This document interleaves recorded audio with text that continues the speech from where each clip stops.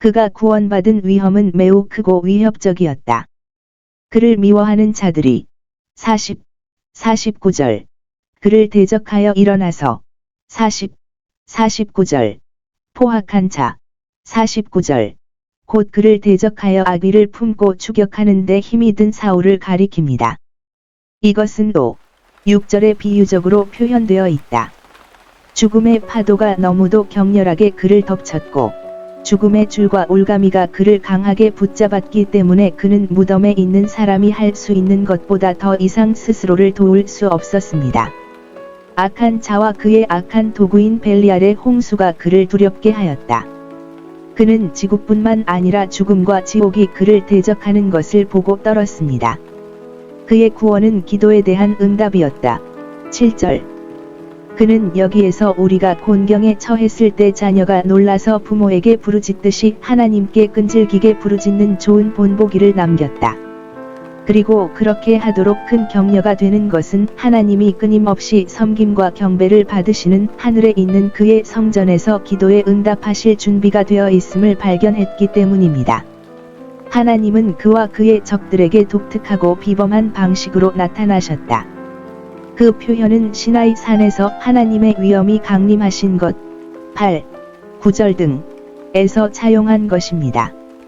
여호수아의 시대와 같이 또는 그들의 궤도에 있는 별들과 함께 드보라의 시대와 같이 그러나 이러한 고상한 은유는 그의 구원에서 나타난 하나님의 영광을 설명하기 위해 사용되었다.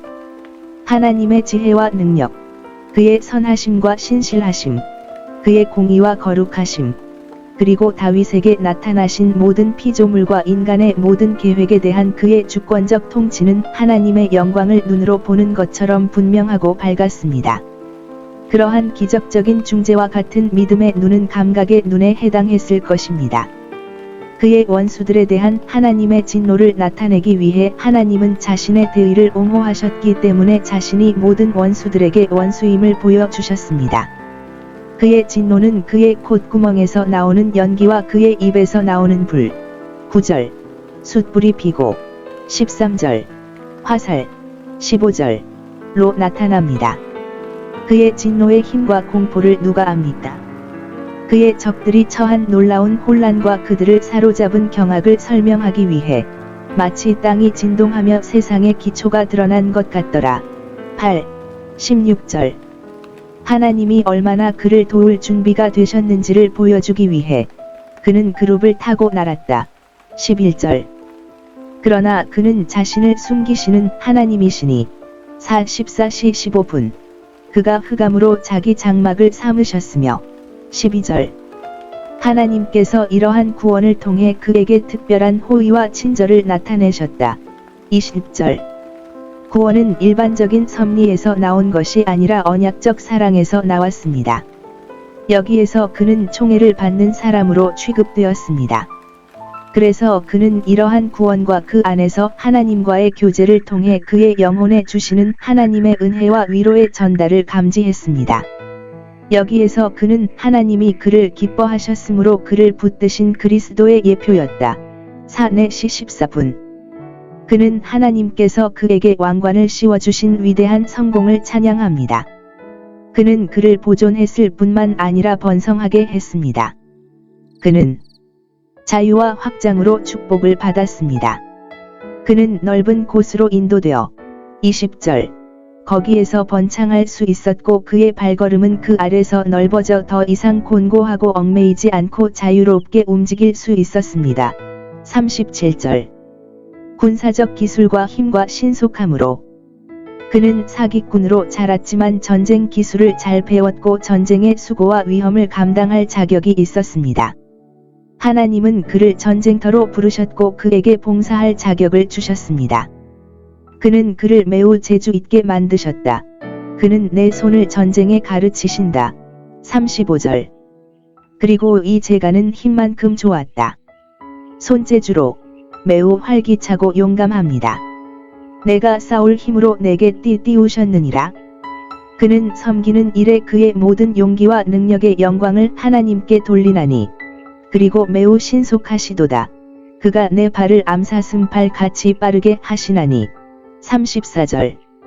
돌격과 후퇴 모두에서 큰 이점.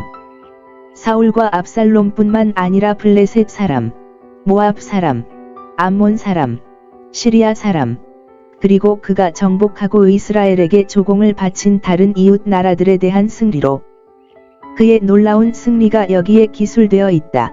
38 물결표 사인 43절. 그들은 신속한 승리.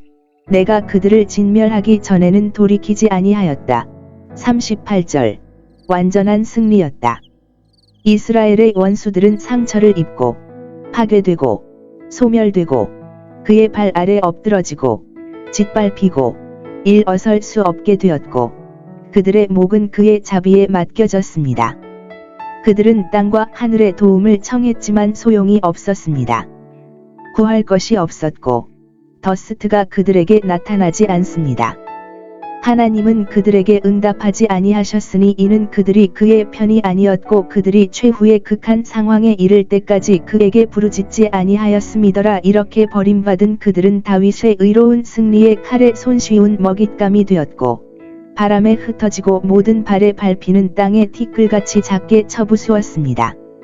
명예와 권세의 향상으로 이것에 대해 그는 그의 문제가 시작되기 전에 기름 부음을 받았고 마침내 모든 위험과 재난을 겪은 후에 그의 요점을 얻었습니다. 하나님은 그의 길을 완전하게 하셨고 33절. 그의 모든 일에서 성공하게 하셨고 그를 그의 높은 곳에 세우셨습니다.